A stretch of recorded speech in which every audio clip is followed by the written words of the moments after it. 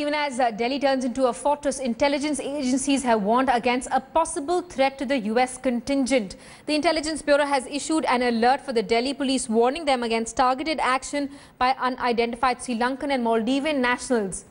Sources say the lax visa regime between India and Maldives could be exploited by militants trying to enter India.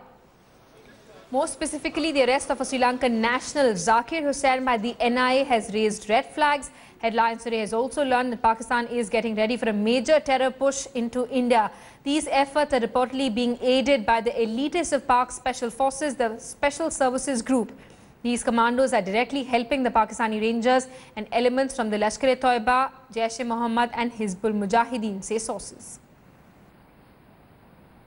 Very high-level visit is taking place, so naturally all precautions are being taken in terms of intensified patrolling, in terms of surveillance, in terms of keeping some of the sensitive areas specifically under added care, if you will. So all the protection measures are in place. It is certainly an important announcement, and we'll have to wait and see how this sort of announcement manifests on the ground and how it is implemented.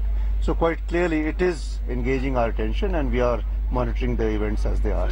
I would not put the figure in South Kashmir as 200. In all of Kashmir, our estimate is the figures are somewhere in the zone of 170 to 180. That is the estimate which is there, and it is not that the situation is very grave as you suggest, because you have just gone through the process of elections. Of course, it was a huge collaborative effort of all the administration, all the security forces, whether it is the army, whether it is the JKP, whether it is the Central Armed Police Forces of Kashmir and those who came from outside. In 2014, all of 101 terrorists have been eliminated, which is much higher than earlier years of 62 in 2013 and 69 in 2012.